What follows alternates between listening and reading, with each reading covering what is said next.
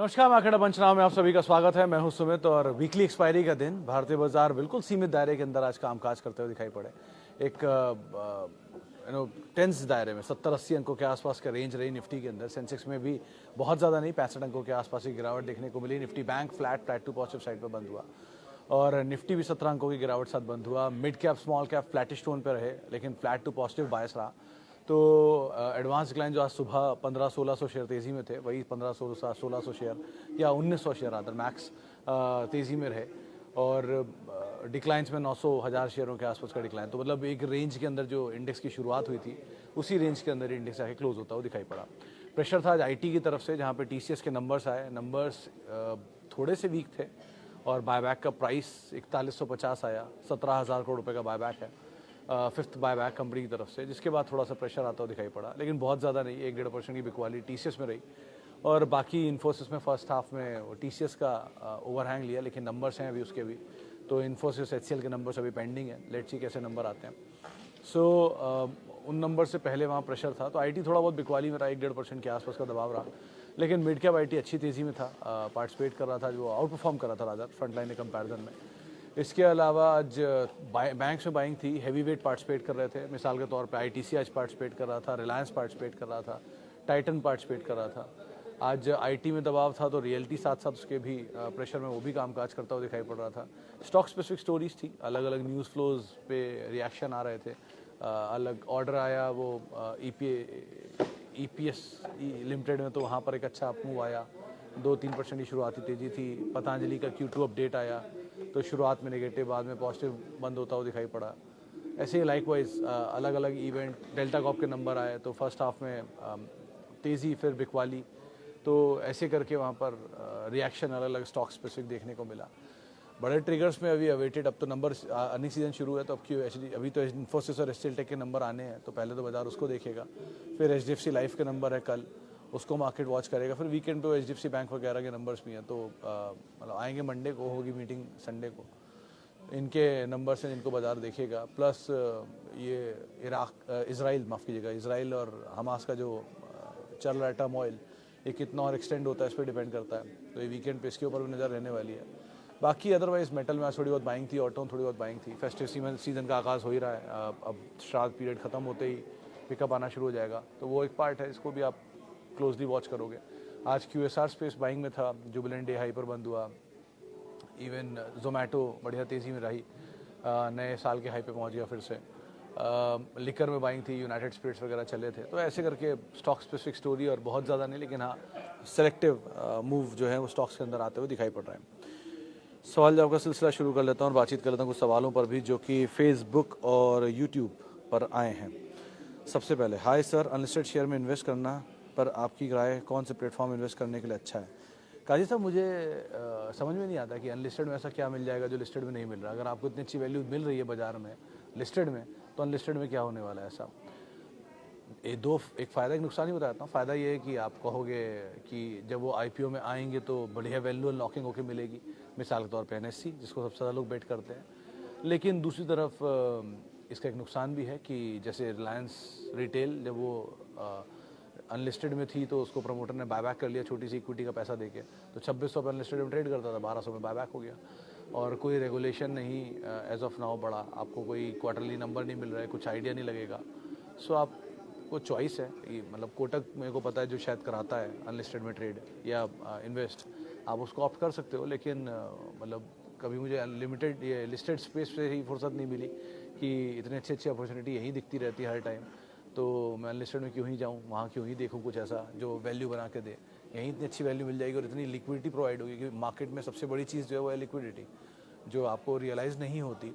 आप ऐसे समझो कि कोई ऐसा लो वॉल्यूम लो फ्लोट का शेयर लेकर देखो और माल बेच कर देखो, तो 100 रुपये का शेयर लोगे 110 में आएगा, बेचने जाओगे 90 में बिकेगा। तो ये लिक्विडिटी का इशू है। लेकिन ITCS active share, Reliance active share में आप खरीदारी करते हो तो तुरंत का तुरंत खरीद जाता है, तुरंत बिक जाता है।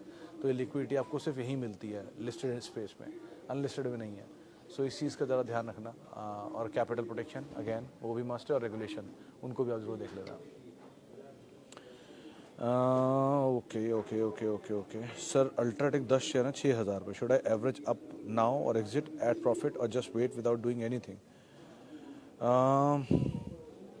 ममता मैम, पहली चीज़ तो साइक्लिकल नहीं होता सीमेंट।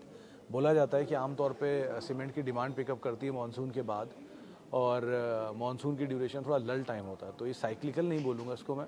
इसकी जो पीक डिमांड और लीन डिमांड है, ये ऐसा कुछ होता है इंस्टेड ऑफ साइक्लिकल। सो और अल्ट्राटेक तो is again the best what you bought. और अगर आपने मतलब वॉट एवर क्वान्टिटी आपने 6,000 रुपये लिया है, लेकिन the price is the best and quality is the best. So अब आप कुछ मत करो, बैठो शांति से। वन, सो इसके बाद अब आपके पास ऑप्शन क्या बचते हैं, उसमें आता है ACC Ambuja, third best cement company, Shree cement second best cement company. इसके अलावा थर्ड हो गई वो, फिर देन कम्स नुवोको फिफ्थ है, फोर्थ है मेरे ख्याल से Birla soft and Nuvoco and then JK Lakshmi and JK cement. So इनमें से कोई भी एक ऑप्शन कभी जब नीचे मिले तो आप कॉल ले सकते हो। Preferable would be JK cement in case आप चाहो तो। बिरला क्योंकि दो कंपनी अच्छी है, बट द प्रॉब्लम इसकी बिरला सॉफ्ट नहीं, सॉरी। और बिरला कॉप में प्रॉब्लम बस ये है कि वो बहुत समय चला नहीं है, और वहाँ पर हमेशा वो चीप वैल्यू पे रहता है, लेकिन फिर भी मूवमेंट नहीं आता, पता नहीं क्यों। सो वो एक वैल्यू वाइज साउंड है, बट अगेन मोमेंटम थोड़ा स्लो रहता है उसमें।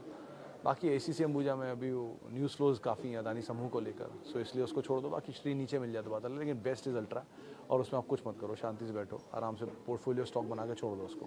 विद टाइम बोनस स्प्लिट आया तो बात अलग है। प्ले करना चाहो इसी की प्रॉक्सी स्टोरी आप ग्रासिम में प्ले कर सकते हो, वो अल्ट्राटेक की होल्ड को भी है, तो उसको आप प्ले करना चाहो तो प्ले कर लो, अगर आप प्रॉक्सी स्टोरी प्ले करना चाह रहे हो तो। CE इन्फो 2200 रुपये पे। संगीता में बहुत ऊपर जाके नहीं लिया आपने, पहले नीचे था तब ज़्यादा बेटर था, बट अगेन मतलब 2-3 मार्की इन्वेस्टर इस कंपनी के साथ है, इसलिए थोड़ा ये ज़्यादा स्टीम लिए बैठा है अभी। बट अगेन वैल्यू वाइज महंगा स्टॉक काफ़ी चला है, नई गाड़ियों के साथ टाई अप, डिफेंस का टाई अप, इन सब की बातचीत है। बट क्योंकि नया IPO है और स्टोरी बहुत फैंसी है, तो अगर कैपिटल मिल रहा है तो निकल जाएंगे। क्या आप बहुत ऊपर के लेवल पर एंटर हैं तो अभी तो आप बेचोगे तो हो नहीं, ऑब्वियस बात है।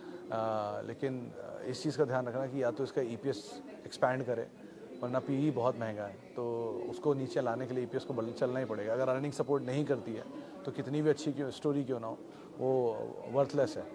आप किसी भी अच्छी से अच्छी स्टोरी में जब तक प्रॉफिट में वो नहीं रिफ्लेक्ट करती तब तक वर्थलेस है। सो इसीलिए इस चीज़ का आप ध्यान रखिए एंटर करना। चला बहुत है, इसलिए थोड़ा स्केप्टिकल रहना इसमें। जब कोई शेयर डिविडेंड देता है तो उसकी करंट प्राइस उसी रेशियो में गिर जाती है, तो फिर टपारिया टूल 77 का डिविडेंड कैसे दे रहा है जबकि उसके शेयर का प्राइस उस वैल्यू से सिंगल डे में ही है? What is the mathematics? Singh साहब, बहुत सीधी मैथमेटिक्स है। इस कंपनी को जरा आप खोल के देखना है, इसमें प्रमोटर की होल्डिंग कितनी है 1, और जो पब्लिक होल्डिंग है वो भी सारे प्रमोटर हैं 2। सो बट वो they are not in the promoter entity, और वो सब है फैमिली। ये श्री सीमेंट ग्रुप की कंपनी है, टपारिया टूल, इन्होंने रिसेंटली एक्वायर किया था इसको। So what promoter is doing is कि वो जो कैश जनरेट हुआ है, वो प्रमोटर ने जितना डील में दिया हुआ है वो सब कैश फ्लो के थ्रू अपने पास वापस ले रहे हैं, डिविडेंड के थ्रू। और क्योंकि इक्विटी इतनी मतलब लिमिटेड है या इतनी कंट्रोल्ड है कि आप कोई भी डिविडेंड दोगे तो आपको क्या लगता था कि वेदांता का डिविडेंड आपको मिला है? नहीं, वेदांता का डिविडेंड प्रमोटर को मिला था, तो प्रमोटर सबसे बड़ी होल्डिंग होती है, तो वेदांता के डिविडेंड में ऑटोमेटिकली आप लोग भी शेयर होल्डर थे, इसलिए आपको मिलता था। सो लाइक वाइज अब यहाँ पर डिविडेंड दे रहे हैं प्रमोटर को, और क्योंकि रिटेल पब्लिक है ही नहीं तो इसलिए उनको मिलता ही नहीं है। तो इसीलिए इसका एडजस्टमेंट जब होता है, जिस दिन डिविडेंड एक्स होता है, वो आपको इंडिकेटिव में नेगेटिव नहीं दिखेगा कभी, क्योंकि वो खुलता ही उसी भाव पर है, क्योंकि नीचे से तो कंट्रोल इक्विटी है, तो क्या ही डिमांड आएगी, कौन सप्लाई करेगा, कौन डिमांड लेगा? तो शेयर ही आपके पास है सारे, तो आप कैसे लोगे? अब आप कहोगे इसमें रेगुलेटर कहाँ है, तो रेगुलेटर लीगली कहेगा कि इसमें प्रमोटर की होल्डिंग कितनी है, 70% है, 60% है, 65% जो भी है। पब्लिक शेयर होल्डर में इतनी है, ये रही। पब्लिक शेयर होल्डर कौन है जी? वो किसी भी फैमिली का हिस्सा भी हो सकते हैं, क्लोज फैमिली एंटिटी है, कल को डीलिस्ट कराना चाहो करा लूँ, क्या दिक्कत है? सो इस तरह की एंटिटी है, इसलिए आप इसकी मैथमेटिकल इक्वेशन है मत जाइए, इसकी ज़रा प्रमोटर और जो इन्वेस्टर हैं उनके बारे में पढ़िए, तो आपको ज़्यादा सिचुएशन क्लियर हो जाएगी। We want TCS buyback, should we tender और continue holding the share for long term? Anil ji देखो, अभी एक ऑफिस में कलीग है, उससे मेरी बात हो रही थी, तो he on my advice he has bought around 3,000 rupees पे TCS, तो 3100 या 3,000 रुपये की रेंज में TCS। तो मुझसे बोला सर मैं बायबैक कर दूँ, टेंडर कर दूँ?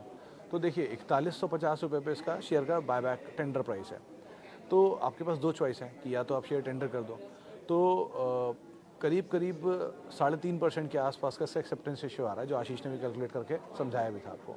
वो कुछ ऐसे आ रहा है कि जो आम तौर पे टीसीएस का बायबैक होता है, उस बायबैक का, किसी बायबैक का जो रिटेल हिस्सा है वो 15% के आसपास कंपलसरी होता है। तो 15% कंपलसरी का मतलब होता है जो भी शेयर होल्डर 2 लाख से कम शेयर रखते हैं इस कंपनी में, उनको शेयर रिटेलर में काउंट किया जाता है। तो टीसीएस के 4.5% हिस्सा जो है वो रिटेलर है, बाकी सब HNIs एंड ऑल है। तो रिटेलर 4.5% यानी करीब 65 लाख शेयर हो गया आसपास मोटा मोटा बैठता है।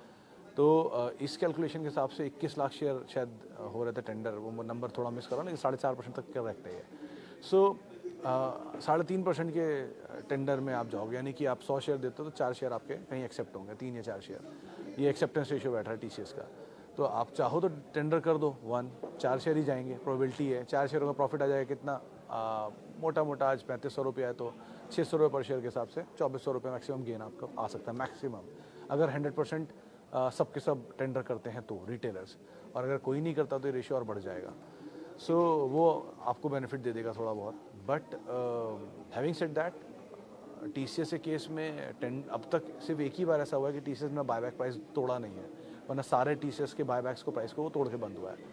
और मुझे उम्मीद है देर सवेरी 4150 का बायबैक प्राइस तोड़ देगा।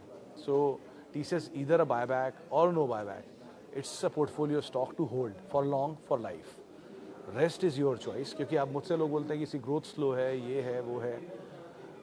I am not denying any of the thing, but few things you keep for the sake of safety. तो ये उस तरह का, अब सोना 7% टन देता है, इक्विटी 15% देती है, तो घर से सोना तो नहीं बेच सकते ना आप। लाइकवाइज कुछ चीज़ें रखनी पड़ती हैं ताकि आपके पास लिक्विडिटी रहे, कुछ स्ट्रॉन्ग रहे, डिविडेंड आए, और ये ग्रोथ है। आप मतलब any other stock you find worth holding other than TCS, you can hold that. ऐसा नहीं सिर्फ टीसीएस सब कुछ है, आपको कोई और अच्छा स्टॉक मिलता है जो वर्थ, जैसे अल्ट्राटेक था वो वर्थ है, तो इस तरह कुछ आपके पास है तो आप उन्हें होल्ड करो। सो टीसीएस इस तरह का स्टॉक है, इनको आप होल्ड कर सकते हो फॉर लाइफ। तो TCS, Reliance, HDFC bank and all, तो ये कुछ जगहों पर रिटर्न तो आपको मिड कैप में बहुत मिल जाएगा गोइंग फॉरवर्ड, या स्मॉल कैप में बहुत मिलेगा आगे चल के। लेकिन थोड़ी स्टेबिलिटी पोर्टफोलियो को देने के लिए ना एक ऐसे स्टॉक चाहिए होते हैं। तो ये स्टॉक को आप बायबैक में टेंडर करना चाहो कर दो, लेकिन आप बायबैक में टेंडर करके अगर आपकी मतलब ये उनके लिए बेनिफिशियल है जिनकी 3600-3700 की खरीद है, वो बायबैक में टेंडर कर सकते हैं, उनको प्रीमियम मिल रहा है। लेकिन जिनकी 3000 की बायबैक की प्राइस है, वो टेंडर करके दोबारा 3000 में ले लेंगे ऐसी उम्मीद लगा रहे तो चांसेस कम है। सो क्योंकि बायबैक का प्राइस नहीं टूटने देगा। सो इस चीज़ को आप ध्यान रखकर आप कॉल ले लो जैसा भी चाहो। कुछ यूट्यूब के सवाल भी ले लेता हूँ। हर गिरावट पे शेयर एक्यूमुलेट करते रहता हूँ, L&T, M&M, Tyson, TCS, SBI। 15 से 20 साल लॉन्ग टर्म के लिए होने के कारण मेरे प्रॉफिट बुक करने का मन नहीं करता, ना ही कैपिटल प्रोटेक्ट करने का। Help me sir. वो उसमें मैं कैसे हेल्प करूँ शिवांग जी? वो तो आपका मन है, आप जैसा चाहो। आज नहीं करोगे कल कैपिटल प्रोटेक्ट, कल आधा हो जाएगा फिर करोगे। तो हर चीज़ तो आपको चाहिए नहीं मिल सकती ना, या तो सुबह मिलेगी या रात मिलेगी, कुछ तो मिलेगा। तो या तो रात में जाग लो, दिन में जाग लो। तो दोनों चीज़ आप कैसे ले सकते हो? कैपिटल भी आपको चाहिए, प्रोटेक्ट भी नहीं करना, प्रॉफिट भी हमेशा चाहिए, ऐसा तो नहीं हो सकता। You have to bite the bullet someday. आज कर लो अपनी स्वेच्छा से, वरना कल बाजार करा देगा अपनी स्वेच्छा से। तो you can not win the market any day. आप में और बाजार में एक ही जन जीतता है हमेशा, हुआ है बाजार। आप चाहे कितनी कोशिश कर लो, आप कितने बड़े योद्धा क्यों ना हो, आज तक तो मैंने ऐसा कोई देखा नहीं जो बाजार से जीत पाया हूँ। रेस्ट आपकी मर्जी, आप भी ट्राई कर लो। कैपिटल प्रोटेक्शन इसलिए ताकि आपको एक बुरे दौर में पैसा हो आपके पास और शेयर लेने का। और अगर आप नहीं चाहोगे कोई बात नहीं, अपने आप ही बुरे दौर में एक बुरा दौर आएगा, सब समझ में आ जाएगा क्यों कहा था मैंने। Please share review on Sansera engineering, Pricol, endurance which is good to buy at CMP। Pricol में न्यूज़ फ्लो ज़्यादा है। अगर आप ऑटो एंसलरी में जाना चाह रहे हो, सनसेरा, प्रिकॉल और endurance, Pricol is better I think, पुरानी हिस्ट्री के साथ है। और सनसेरा में भी कुछ कुछ माल लिया जा रहा है। दोनों ही ठीक हैं, सनसेरा और प्रिकॉल, अगर आप लेना चाह रहे हो। बट ऑटो एंसलरी है तो ज़रा देख लेना कि ये उस हिसाब से चलते हैं, ऑर्डर इन्फ्लोज के हिसाब से और बाकी चीज़ें। इस समय तो आप उनमें जाओ जो फेस्टिवल डिमांड को पिक करें। अगर आप मीडियम टर्म देख रहे हो तो, लॉन्ग टर्म देख रहे हो तो Sansera is good, better comparatively. Pricol ज़्यादा लॉन्ग टर्म में चला नहीं है, मीडियम टर्म के लिए ठीक है। I want to invest in Responsible Industries for 2 years। Responsible है या रिस्पॉन्सिव है? नम्रा सर मुझे रिस्पॉन्सिबल का तो नहीं पता, रिस्पॉन्सिव पता है। अगर रिस्पॉन्सिव पूछ रहे हो तो वो जो शीट बनाती है और बाकी कामकाज में कंपनी है, नया ऑल टाइम हाई पे स्टॉक कामकाज कर रहा है। इस क्वार्टर के नंबर अच्छे आएंगे उनके, वैसे ये बात आपको बता दूं कि रेलवे के अच्छे ऑर्डर मिले थे उनको लास्ट क्वार्टर में, तो उनका इफेक्ट आना चाहिए इस क्वार्टर में, मतलब इस क्वार्टर में ही ऑर्डर मिले तो उसका इफेक्ट आना चाहिए। प्लस अच्छे फंड्स की बाइंग भी होने की बातचीत है, आप उसको देख सकते हो responsive, not for 2 years but for medium term. Long term situation सबको डिपेंड करेगा नंबरों पे, तो अभी मीडियम टर्म तो चल सकता है, लॉन्ग टर्म का नहीं आइडिया। और ओके, अल्ट्राटेक पे बातचीत हो चुकी। M&M for long term, Madhavi ji, I am lucky today all the females. Anyways Madhavi ji, M&M is good enough, but एक ही फ्लॉ है कि चला हुआ है, ऑल टाइम हाई पर स्टॉक खड़ा है। आप SIP वे में एंटर करो तो एक रीजनेबल सिचुएशन है आपके लिए, मतलब क्वालिटी वाइज कंपनी में एश्योर्ड रहो कि क्वालिटी में कोई कंसर्न नहीं है। From end to end, bike to two wheeler to commercial vehicle to tractor, they are the best. But the problem is चला हुआ है, तो अब चले हुए स्टॉक को पकड़ने का एक ही तरीका होता है कि SIP करो, ऊपर जाए तो भी होती है SIP, नीचे आए तो भी होती है SIP। तो फॉल आएगा किसी फाइंड न्यूज़ फ्लो के दम पर या कोई ख़राब रिजल्ट है किसी चीज़ पर, तो आप एंटर कर जाना उस टाइम पर और आपका SIP और बढ़ा देना। तो एक keep a close watch on your SIP and भाव, and keep your SIP continue you know accumulating this stock, ऐसा कोई दिक्कत नहीं है। MMTC के अपर सर्किट का क्या कारण है अगर कंपनी में फंडामेंटल ख़राब है लगातार? तो बालू सर, ये किसने आपको बोला कि अच्छे स्टॉक और अच्छी कंपनी दोनों सेम चीज़ होती है? इस गलत फहमी में कभी मत रहना सर कि अच्छा कंपनी और अच्छा स्टॉक एक ही चीज़ होती है। अच्छा कंपनी को अच्छा स्टॉक फॉलो कर सकता है, अच्छे स्टॉक को अच्छी कंपनी कभी फॉलो नहीं कर सकती। अगर कोई कंपनी प्रॉफिट मेकिंग है तो उसका स्टॉक आज तो कल फॉलो करेगा, लेकिन कोई कंपनी लॉस मेकिंग है और स्टॉक फिर भी चले जा रहा है, तो या तो प्रॉफिट में आए या स्टॉक को नीचे आना होगा। सो MMTC की पुरानी हिस्ट्री मैंने देखी हुई है और बहुत वियर्ड हिस्ट्री है और बहुत वियर्ड स्टॉक प्राइस था इसका, मतलब 32,000 भी देखा मैंने इसको, फिर इसमें एडजस्टमेंट आया, एडजस्टमेंट के बाद एक तरफा 1500 रुपया करीब एडजस्ट होकर आया था और वहाँ से टूट के शेयर पहुँच गया ये 20 रुपये 30 रुपये में, और वहाँ से चल रहा है लॉस के दम पर। तो मतलब if I am an investor I won't buy, क्योंकि मेरे को प्रॉफिट दिखता है और प्रॉफिट यहाँ है नहीं। रही बात आपको अगर वैल्यू खेलनी है तो आप खेलो, मोमेंटम खेलना है खेलो, उसमें कोई डिनाइल नहीं है। मैं ये कभी नहीं कहता कि आप मीडियम टर्म मत खेलो या शॉर्ट टर्म मत खेलो, आपका अपना चॉइस है। But medium term short term में आपको एक स्टॉप लॉस लेके चलना है, लॉन्ग टर्म में आपको वैल्यू लेके चलना है। लॉन्ग टर्म में आप मतलब मल्टीपल टाइम में पैसा बनाते हो, मीडियम टर्म में आप परसेंटेज में बनाते हो, पर डे में आप चिल्लड़ में बनाते हो 1000-2000 रुपये टाइप्स। सो चॉइस इज़ आपकी, बट ऑलवेज अगर आप medium term short term investor हो तो स्टॉप लॉस लेके आप पोजीशन लो, लॉन्ग टर्म इन्वेस्टर हो तो आप वैल्यू देख के पैसा डालो, आप उसके हिसाब से रणनीति बना सकते हो। ओके, बेक्टर फूड कोवाई में, thank you Subhash ji. Bector food अभी भी आप बने रह सकते हो, कोई दिक्कत नहीं है उसमें। Kovai medical and RR Kabel, sir RR Kabel is better दोनों में, बट अगेन ये चल बहुत तेज़ रहा है और अभी चलना शुरू हुआ है, सो शायद ये तेज़ी और रहेगी इसमें। बट लॉन्ग टर्म जाना चाहते हो तो अगेन मेरा स्टांस सेम ही रहता है हर IPO के लिए कि पहला 1 साल हो जाने तक सिचुएशन नहीं क्लियर होती किसी भी IPO की। RR काबेल 2 अच्छी कंपनी है, I know the promoter very well, लेकिन उनके केस में एक ही चीज़ है कि नियर टर्म में इतना चलना स्टॉक का और वैल्यूएशन का इतना महंगा होना, ये थोड़ा कंसर्न ज़रूर है। आप नियर टर्म देखना चाह रहे हो तो EMS लिमिटेड ठीक कंपनी है, ऑर्डर भी मिला उसको और वैल्यू भी ठीक है, उसमें 17 के मल्टीपल पर ट्रेड कर रहा है, 1700 करोड़ की ऑर्डर बुक है, 1800 करोड़ की मार्केट कैप है। और दूसरा ये RR काबेल के केस में बस यही ध्यान रखना कि स्टॉप लॉस रखना, अगर आपके पास IPO अलॉटेड है तो थोड़ा पैसा निकाल लो, कैपिटल प्रोटेक्ट कर लो और मुफ्त के शेयर के साथ अब बने रहो, कोई दिक्कत नहीं है। अब जोमेटो क्लियर हो ही रहा ना, चल ही रहा है, फिर से तेज़ी आई गई, अपने ऑल टाइम हाई पे पहुँच ही गया, लेकिन समय लगा, पैसा बर्बाद करने के बाद बहुतों का। सो अकॉर्डिंगली आप कॉल लेना इसमें भी। बिरला सॉफ्ट, राजेश जी मेरे ख्याल से 210 है आपके पास, तो आप 60 शेयर भी अगर निकाल दो तो आपकी बहुत हद तक कैपिटल निकल आएगी और बचे हुए शेयरों के साथ आप बने रहो, कोई दिक्कत नहीं है। मतलब 2 कंपनी ठीक है, बायबैक भी अच्छे लिए थे इन्होंने विद टाइम, मिड कैप की one of the prominent fine company है, बट अगेन IT सिनेरियो है, सामने पैसा रखा है टेबल पर, तो लेकर निकलना थोड़ा सा अकलमंदी है। तो थोड़ी सी कैपिटल तो निकाल ही लो, इतनी बड़ी क्वांटिटी मत निकाल, चलो आप 20-30 शेयर ही निकाल दो, थोड़ा थोड़ा निकाल कर कैपिटल प्रोटेक्ट कर लो, बाकी मुफ्त का शेयर जो बनता जा रहा है उनको आप छोड़ दो, कोई दिक्कत नहीं उसमें। Okay, Vedanta recovery chance, Ballabh sir time लेगा, लेकिन रिकवरी हो जानी चाहिए। मतलब